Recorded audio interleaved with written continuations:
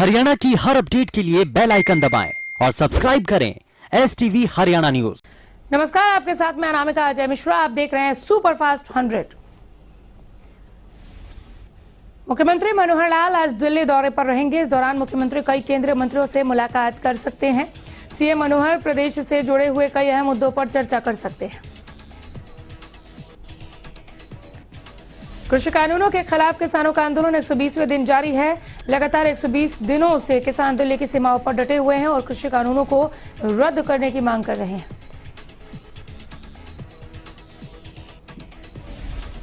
संयुक्त किसान मोर्चा की ओर से आज करनाल के असंध में किसान महापंचायत का आयोजन किया जाएगा। इस महापंचायत से पहले बुधवार को बैठक का आयोजन किया गया, जिसमें महापंचायत को सफल बनाने को लेकर चर्चा की गई। करनाल में आज होने जा रही महापंचायत में किसान नेता राकेश टिकैत, भारतीय किसान यूनियन के प्रदेश अध्यक्ष गुरनाम सिंह चडूनी, पंजाब के किसान नेता बलबीर सिंह राजेवाल समेत कई किसान नेता किसानों को संबोधित करेंगे। किसान महापंचायत में हजारों की संख्या में किसानों के पहुंचने की आशंका जताई जा रही है।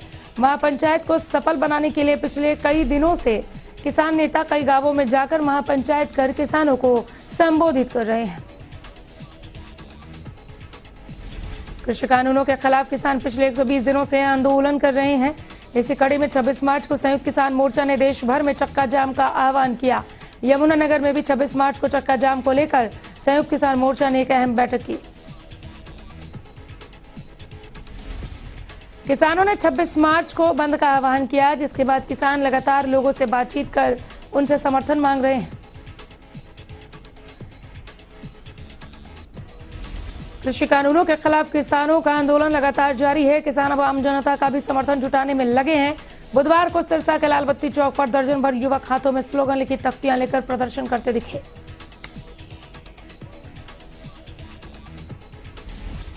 इस दौरान लोगों से समर्थन जुटाने की कोशिश की गई। किसान कह रहे कि हम चाहते हैं कि हमें सभी का समर्थन मिले। चौराहे पर खड़े किसानों ने कहा कि जो हमारा समर्थन कर रहे हैं वो हॉर्न बजाएं अपने वाहन का और हमारा सपोर्ट करें। किसानों का कहना है कि हमारा प्रदर्शन तब तक जारी रहेगा जब तक कृषि कानून वापस नहीं होते और हम ऐसे ही अलग अलग चौक पर प्रदर्शन करेंगे।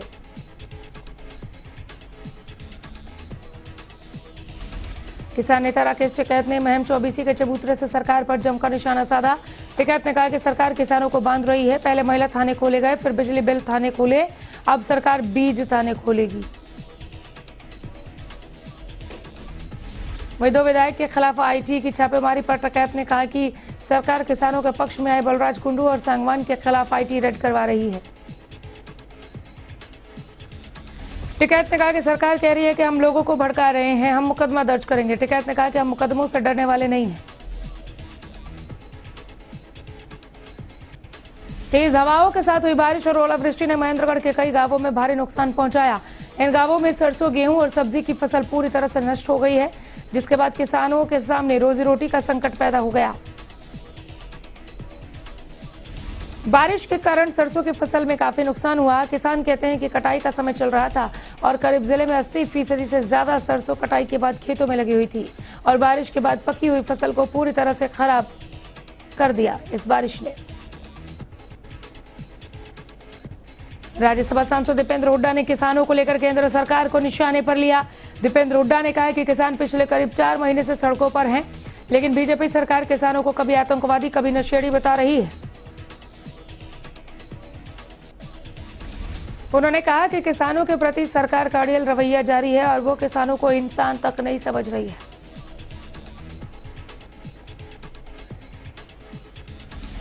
भिवानी के नेहरू पार्क में राष्ट्रीय मजदूर कांग्रेस ने बढ़ती महंगाई, कृषि कानूनों और मजदूरों के अलग अलग मांगों को लेकर रोष जताया।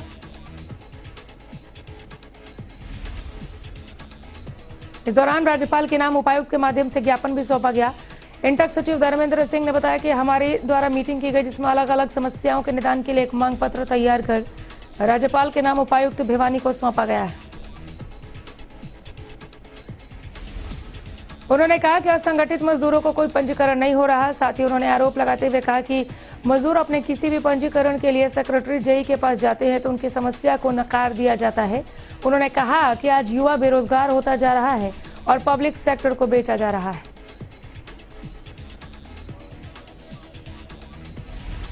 कांग्रेस के संगठन के विस्तार को लेकर पर्यवेक्षक शिशुपाल सिंह राजस्थान से फतेहाबाद पहुंचे। इस दौरान शिशुपाल सिंह ने राम सेवा समिति की धर्मशाला में कार्यकर्ताओं की पहली मीटिंग ली। इस दौरान बंद कमरे में एक एक करके कार्यकर्ताओं की राय जानी गई। हालांकि पर्यवेक्षक के सामने पहली बैठक में ही कांग्रेस धड़ों में बटी हुई नजर आई। बैठक में हुड्डा गुट नजर दिखाई दिया। फतेहाबाद की पूर्व विधायक प्रहलाद सिंह और रतिया के पूर्व विधायक जरनैल सिंह मीटिंग में मौजूद नहीं थे। वहीं अपनी बात पर्यवेक्षक के सामने रखने को लेकर भी कांग्रेसी आपस में लड़ते हुए नजर आए।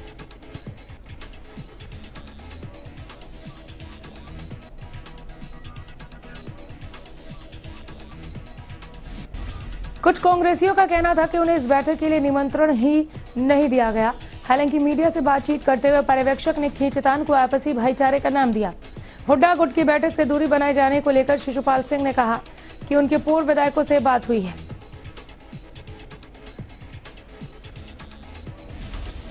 फरीदाबाद में महिला आईएएस अधिकारी के साथ छेड़छाड़ का मामला तूल पकड़ता जा रहा है। मामले में अब सियासत भी तेज हो गई है। मामले की निंदा करते हुए कांग्रेस ने सरकार पर निशाना साधा। महिला आईएएस अधिकारी के साथ छेड़छाड़ के मामले में प्रदेश के पूर्व मंत्री चौधरी करण सिंह दलाल ने प्रदेश के उप मुख्यमंत्री को हटाने और जिला प्रशासन के अधिकारियों को सस्पेंड करने की मांग की है। करण दलाल ने कहा कि ये एक महिला आईएएस अधिकारी का अपमान नहीं बल्कि पूरे प्रदेश की महिलाओं का अपमान है। उन्होंने कहा कि यह सरकार की बेटी बचाओ बेटी पढ़ाओ अभियान पर करारा तमाचा है। दलाल ने कहा कि प्रशासन अपनी ड्यूटी छोड़ मात्र किसानों की जानकारी एकत्रित करने में लगे हैं। कोरोना वायरस के बढ़ते मामलों का असर अब उत्तराखंड में हो रहे कुंभ पर भी दिख रहा है। उत्तराखंड की हाईकोर्ट ने निर्देश दिया कि कुंभ में आने वाले सभी लोगों को आरटीपीसीआर टेस्ट की नेगेटिव रिपोर्ट दिखाना अनिवार्य होगा। हाईकोर्ट ने मुख्यमंत्री तीरथ सिंह रावत के उस फैसले की निंदा की जिसमें उन्होंने बिना टेस्ट के ही कुंभ में आने की इजाजत दी थी। कुंभ मेले को लेकर एक जनहित याचिका सुनवाई करते हुए हाईकोर्ट ने निर्देश दिया कि केंद्र और राज्य सरकार द्वारा जारी गाइडलाइंस को सख्ती से पूरा किया जाए। हाईकोर्ट ने कहा है कि जिन लोगों को वैक्सीन लग चुकी है अगर वो अपना सर्टिफिकेट दिखाते हैं तो उन्हें छूट मिल सकती है, लेकिन बाकी सभी लोगों को कोरोना टेस्ट कराना अनिवार्य होगा। प्रदेश में एक बार फिर कोरोना बेकाबू हो रहा है।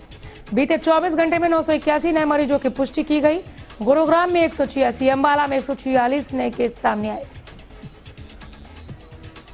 करनाल में कोरोना के 126 नए मामले सामने आए हैं। वहीं पंचकुला में 95 नए मामले सामने आए। इसी के साथ कुरुक्षेत्र में 76 और यमुनानगर में 73 नए केस सामने आए।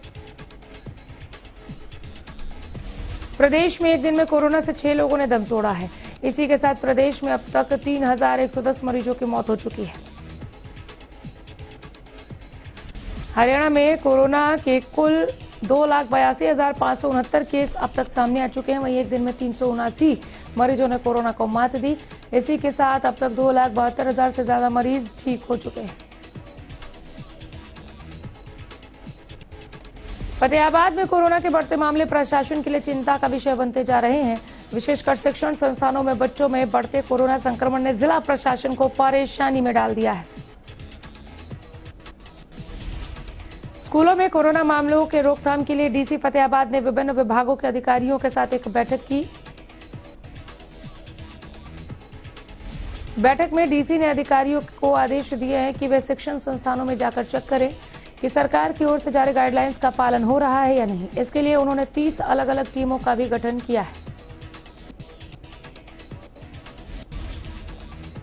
ये टीमें जिले भर के शहरी और ग्रामीण शिक्षण संस्थानों में जाकर चेकिंग करेंगी और बच्चों के साथ साथ शिक्षण संस्थानों के संचालकों को कोविड प्रोटोकॉल की पालना करने के लिए प्रेरित करेंगी। डीसी ने मीडिया से बातचीत करते हुए चिंता जाहिर की है कि जिले में बढ़ते कोरोना के मामले चिंता का विषय हैं, खासकर स्कूलों में पढ़ने वाले छोटे बच्चों में। कोरोना के बढ़ते मामलों के बीच होली के त्यौहार की तैयारियां अभी जोरों पर हैं, लेकिन इस बार भी कोविड-19 का संक्रमण होली त्यौहार के रंग को फीका कर रहा है। पानीपत में होली के दौरान कोरोना संक्रमण को कम करने के लिए विशेष उपाय किए गए हैं। इसके साथ ही बाजारों में भीड़ भाड़ न करने और होली के दौरान संक्रमण को कम करने के लिए लोगों को निर्देश दिए गए हैं। हरियाणा न्यूज के साथ खास बातचीत के दौरान सोनीपत के सीएमओ डॉक्टर संतलाल ने बताया कि कोरोना को लेकर प्रशासन सतर्क है और लोगों को गाइडलाइंस का पालन करने के लिए प्रेरित कर रहा है। मीटिंग के बाद पर्यवेक्षक अजीत सिंह फोगाट ने बताया कि मीटिंग में पार्टी कार्यकर्ता से चर्चा की गई है, जिसमें कार्यकर्ताओं से चर्चा करते हुए जिला और ब्लॉक प्रधान के बारे में सुझाव भी लिए गए।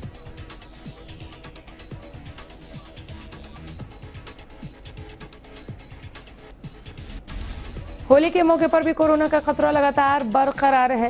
ऐसे में दुकानदार काफी परेशान नजर आ रहे हैं। दुकानदारों का कहना है कि लगातार कोरोना के मरीजों की संख्या में इजाफा हो रहा है।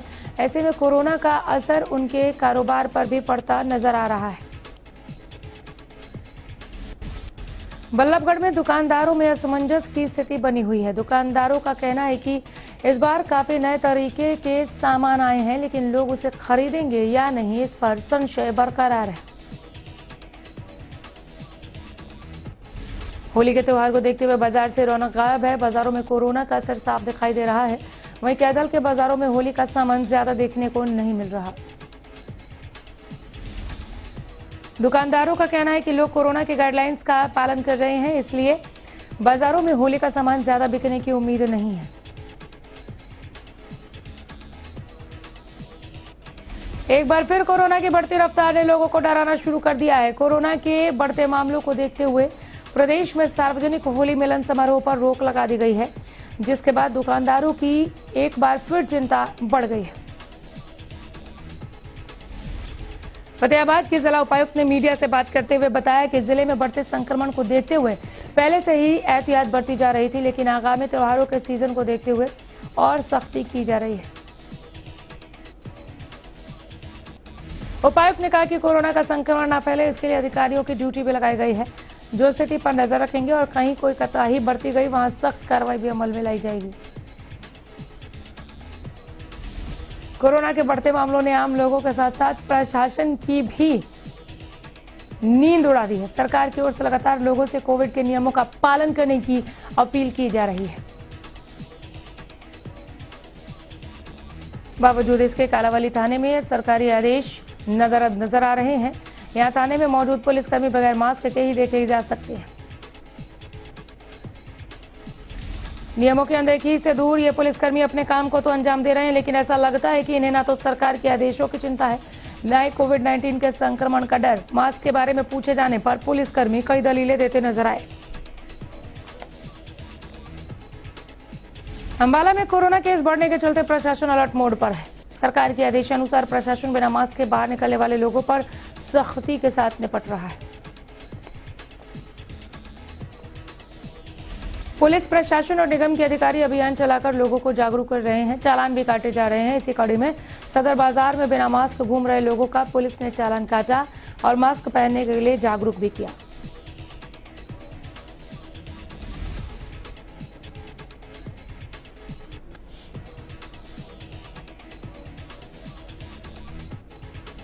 पुलिस अधिकारी राम कुमार ने बताया कि सरकार का सख्त आदेश है कि कोई भी बिना मास्क बाहर न निकले। इसी के चलते चालान भी काटे जा रहे हैं। लोगों को जागरूक भी किया जा रहा है। कोरोना के बढ़ते मामलों के बीच यातायात थाना पुलिस का जागरूकता अभियान जारी है। हिसार रोड पर मौजूद ऑटो रिक्शा बिना मास्क के घूमते दिखाई दिए। इसी दौरान सभी को मास्क पहनने की हिदायत दी गई। इसी के साथ भीड़ को देखते हुए चालकों को निर्देश दिए गए कि वो सवारियों को बैठाने के लिए बस स्टैंड के मुख्य गेट से दूर रहें या पार्किंग में जाकर सवारियों को बैठाएं। इससे बाजार में जाम की स्थिति नहीं बनेगी। यातायात थाना प्रभारी बहादुर सिंह ने बताया कि लगातार अभियान जारी है। अब उसके परिणाम देखने को मिल रहे हैं। जो लोग मास्क नहीं पहन रहे उनके चालान भी काटे जा रहे हैं। प्रदेश सरकार ने हर सप्ताह के सोमवार और मंगलवार को मेगा ड्राइव शुरू करने की योजना बनाई है, ताकि हर लाभार्थी का टीकाकरण सुनिश्चित किया जा सके। मुख्यमंत्री ने यह जानकारी वीडियो कॉन्फ्रेंसिंग के माध्यम से प्रधानमंत्री नरेंद्र मोदी की अध्यक्षता में कोविड-19 की स्थिति पर सभी राज्यों के मुख्यमंत्रियों के साथ हुई बैठक में दी। बैठक में उप मुख्यमंत्री दुष्यंत चौटाला और गृह मंत्री अनिल विज भी उपस्थित रहे।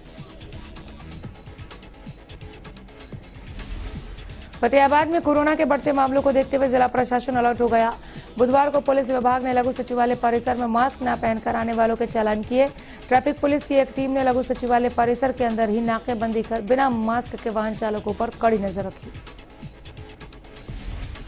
जो भी वाहन चालक बिना मास्क पहने लघु सचिवालय में आए उनका वहीं मौके पर ही चालान किया गया। ट्रैफिक पुलिस के कार्यकारी प्रभारी विक्रम ने बताया कि कोरोना के बढ़ते मामलों को देखकर यह कदम उठाया गया। हरियाणा में कोरोना की रफ्तार फिर से बढ़ गई है। नए मामलों के साथ मौतों की संख्या में भी लगातार बढ़ोतरी हो रही है, जिसे देखते हुए बुधवार को हरियाणा सरकार ने बड़ा फैसला लिया है। हरियाणा सरकार ने कोरोना के मद्देनजर होली का त्यौहार सार्वजनिक तौर पर मनाने पर रोक लगा दी। इसकी जानकारी गृह मंत्री अनिल विज ने ट्वीट कर दी है। पानीपत इलाके में लगातार चोरी की वारदातें सामने आ रही हैं। ताजा मामला पानीपत के गांव चंदौली से सामने आया। जब रात को करीब 8 बजे 4 मजदूर सब्जी लेने गए तो बाइक पर आए बदमाशों ने उन पर हमला करके उनसे उनके मोबाइल और पैसे छीन लिए। जब एक मजदूर ने विरोध किया तो बाकी मजदूरों में भी हिम्मत आ गई, वो भी विरोध करने लगे, जिससे बदमाश घबरा गए और अपनी बाइक को छोड़कर भाग गए।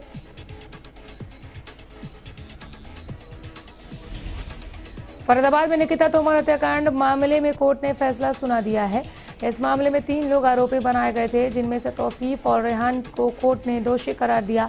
इनके सजा पर बहस शुक्रवार यानी 26 मार्च को होगी। वहीं अजरुद्दीन को बरी कर दिया गया। इस मामले में तौसीफ को मुख्य आरोपी बनाया गया था, जबकि रेहान वारदात के वक्त उसके साथ मौजूद था। अजरुद्दीन पर हथियार देने का आरोप था, जो साबित नहीं हो पाया।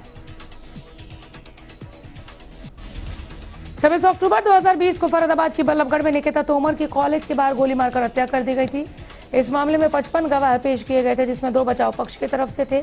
1 अक्टूबर को इस मामले का ट्रायल फास्ट ट्रैक कोर्ट में शुरू हुआ था। इस मामले में 3 चश्मदीद गवाह भी थे और सीसीटीवी फुटेज भी मौजूद था। हरियाणा कर्मचारी चयन आयोग को नया चेयरमैन मिल गया। भोपाल सिंह को आयोग का नई जिम्मेदारी सौंप दी गई है। सीएम मनोहर लाल ने भोपाल सिंह को पद एवं गोपनीयता की शपथ दिलाई। भोपाल सिंह के अलावा आयोग के 4 और सदस्यों को भी शपथ दिलाई गई। भोपाल सिंह के साथ जिन सदस्यों को शपथ दिलाई गई उनमें विकास दहिया, सचिन जैन, सत्यवान शेरा, विजय कुमार शामिल हैं, जबकि कंवलजीत सैनी का शपथ ग्रहण समारोह नहीं हुआ। कंवलजीत सैनी की केंद्र में सरकारी नौकरी है। फिलहाल उनको एनओसी नहीं मिली। चौकी दादरा के अग्रसेन धर्मशाला में कांग्रेस की बैठक का आयोजन हुआ। बैठक में पर्यवेक्षकों ने पार्टी के पदाधिकारियों और कार्यकर्ताओं से फीडबैक लिया। बैठक में पर्यवेक्षक जिला अध्यक्ष और ब्लॉक अध्यक्ष की नियुक्तियों के लिए मीटिंग लेने पहुंचे। मीटिंग के दौरान कोविड-19 के नियमों की जमकर धज्जियां उड़ाई गई। दरअसल कांग्रेस पार्टी की तरफ से जिला और ब्लॉक स्तर पर कार्यकारिणी गठन की रायशुमारी करने के लिए पर्यवेक्षक पंकज शर्मा और सह प्रभारी जगदीश खेदड़ चौकी दादरी में पहुंचे थे। सोनीपत में रोहतक रोड पर मौजूद रेलवे ओवरब्रिज पर बड़ी लापरवाही सामने आई। दरअसल आरोपी 5 फीट नीचे धंस गया, लेकिन हम इस ओर किसी का ध्यान नहीं देख रहे। लापरवाही के कारण यहाँ कभी भी कोई बड़ा हादसा हो सकता है। 3 साल पहले 2.5 करोड़ रुपए की लागत से इस ब्रिज की मरम्मत की गई थी। ऐसे में रेलवे ओवरब्रिज का एक बार फिर से धंसना अधिकारियों को सवालों के घेरे में खड़ा कर रहा है। इस मामले में अधिकारियों का कहना है कि ओवरब्रिज के नीचे भारी संख्या में चूहे हैं, जिनके चलते आरोपी नीचे धंस गया। सिरसा में बिजली उपभोक्ताओं के साथ लाखों रुपए की साइबर ठगी होने का मामला सामने आया है। दरअसल दिल्ली के एक व्यक्ति का बैंक अकाउंट हैक कर उसे फ्रॉड किया गया था, जिसकी शिकायत 19 नवंबर 2020 को मिलने के बाद दिल्ली पुलिस ने 23 नवंबर 2020 को मामला दर्ज किया था। जांच के लिए दिल्ली पुलिस सिरसा के शहर पुलिस थाना में पहुंची और इस मामले से जुड़े जिन लोगों के बिजली बिल हैक हुए, अकाउंट से बिल भरे गए थे, उन लोगों से पूछताछ की गई। पुलिस की जांच के दौरान सिरसा के 7 और फतेहाबाद का एक व्यक्ति सामने आया। फिलहाल पुलिस की ओर से सभी को नोटिस दिया गया है। फाइजर बायोएनटेक के कोरोना टीके का इस्तेमाल पैकेजिंग में गड़बड़ी के आधार पर हांगकांग में रोक लगा दी गई। हांगकांग में टीके का वितरण कर रही कंपनी फोसुन फार्मा ने टीके के एक बैच की शीशियों के ढक्कन में गड़बड़ी पाई है। विश्व में जहां संक्रमितों की संख्या 12.49 करोड़ के पार हो गई है, वहीं मृतक संख्या भी मृतकों की संख्या 27,48,000 से ज्यादा हो गई है। इस बीच ब्राजील में पहली बार एक दिन में कोविड-19 से 3,251 मौतों का आंकड़ा सामने आया है। फेसबुक ने कहा कि उसने चीन में हैकर्स की ओर से उस देश को बाहर रहने वाले उइगर अल्पसंख्यक के समर्थकों और पत्रकारों की जासूसी करने के प्रयासों को बाधित किया। सोशल नेटवर्क के मुताबिक चीनी हैकर्स के एक समूह ने उइगर समुदाय के सैकड़ों कार्यकर्ताओं, पत्रकारों और विदेश में रह रहे असंतुष्टों को निशाना बनाया, जो उन्हें दुर्भावनापूर्ण कोड से फंसे वेबसाइट लिंक पर क्लिक करने की कोशिश कर रहे थे। अमेरिकी न्याय विभाग ने भारतीय दवा निर्माता कंपनी के रिकॉर्ड को छिपाने और नष्ट करने का दोषी मानते हुए $5 करोड़ का जुर्माना लगाया है। सरकारी तेल कंपनियों की ओर से दूसरे दिन भी पेट्रोल और डीजल की कीमतों में कमी की गई है। वीरवार को डीजल 20 और पेट्रोल 21 पैसे सस्ता हुआ। सीबीआई ने बुधवार को प्रधानमंत्री आवास योजना से जुड़े 14,000 करोड़ रुपए के घोटाले का भंडाफोड़ कर दिया। इसके साथ ही मामले में आर्थिक संकट से घिरी डीएचएफएल के प्रमोटरों के खिलाफ मुकदमा भी दर्ज किया गया।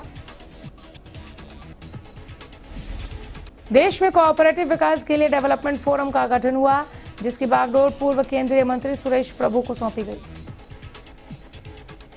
वित्त विधेयक के मुताबिक अगर आयकर विभाग किसी व्यक्ति से आयकर कानून के तहत आधार नंबर मांगता है और करदाता निर्धारित समय में उसे मुहैया नहीं करा पाता तो उसे जुर्माना देना होगा। सोने और चांदी की कीमतों में बुधवार को गिरावट देखने को मिली। एचडीएफसी सिक्योरिटीज के मुताबिक राष्ट्रीय राजधानी में सोने के दाम 149 रुपए प्रति 10 ग्राम की गिरावट के साथ दर्ज हुए। 20 वर्षीय युवा निशानेबाज ऐश्वर्या प्रताप सिंह ने बुधवार को 50 मीटर राइफल 3 पोजीशन इवेंट का गोल्ड मेडल हासिल किया। भोपाल के ऐश्वर्या ने पहला स्थान कब्जाया। ऐश्वर्या प्रताप सिंह टोक्यो ओलंपिक में भारत का प्रतिनिधित्व करेंगे। चिंकी यादव ने अनुभवी राही सरनोबत के साथ मनु भाकर को पछाड़ते हुए स्वर्ण पदक अपने नाम किया, जिसे भारत ने आईएसएसएफ विश्व कप की महिला 25 मीटर पिस्टल स्पर्धा में तीनों पदक जीत लिए। दिग्गज भारतीय टेनिस खिलाड़ी लिएंडर पेस ने टोक्यो ओलंपिक के लिए अपनी तैयारी शुरू करते हुए कहा कि सभी सर्वश्रेष्ठ खिलाड़ियों को इन खेलों में देश के प्रतिनिधित्व करने का मौका मिलना चाहिए। चेन्नई सुपर किंग्स ने आईपीएल 2021 को देखते हुए अपनी नई जर्सी लॉन्च की है। सीएसके की जर्सी में एक बड़ा बदलाव देखने को मिला। चेन्नई सुपर किंग्स ने भारतीय सेना को सम्मान देते हुए उनका कैमोफ्लेज भी जोड़ा है। भारतीय कप्तान विराट कोहली आईसीसी टी20 बल्लेबाजों की रैंकिंग में एक पायदान के फायदे से चौथे और उप कप्तान रोहित शर्मा 3 स्थान की छलांग लगाकर 14वें स्थान पर पहुंच गए। बॉलीवुड में लगातार बढ़ते कोरोना के मामलों के बीच सलमान खान ने कोरोना वैक्सीन की पहली खुराक ले ली। सलमान खान ने बुधवार शाम को अपने फैंस को सूचित करते हुए ट्वीट किया वैक्सीन के बारे में। थलाइवी के ट्रेलर सामने आने के बाद बॉलीवुड अभिनेत्री कंगना रनौत खूब तारीफें बटोर रही हैं। 23 मार्च को कंगना के जन्मदिन वाले दिन थलाइवी का ट्रेलर रिलीज किया गया था, जिसकी चर्चा हो रही है। जयललिता के रोल में दिखी कंगना दर्शकों को बेहद पसंद आ रही हैं। फिल्म मेकर राम गोपाल वर्मा ने कंगना की जबरदस्त तारीफ की है। साथ ही उन्होंने अपने आधिकारिक सोशल मीडिया अकाउंट पर सबके सामने कंगना से माफी भी मांगी है। तमिल अभिनेता विरुत्तछगा का शव बुधवार को चेन्नई में एक ऑटो से बरामद हुआ। लंबे समय से फिल्म इंडस्ट्री में जगह बनाने की कोशिश कर रहे विरुत्तछगा का निधन सभी को हैरत में डाल गया। फिल्म लूडो फेम अभिनेता रोहित सर्राफ का कोविड-19 टेस्ट पॉजिटिव आया। उन्होंने अपने इंस्टाग्राम अकाउंट पर इसकी जानकारी दी है। रोहित ने बताया कि वो सभी एहतियात बरत रहे थे, बावजूद टेस्ट पॉजिटिव आया।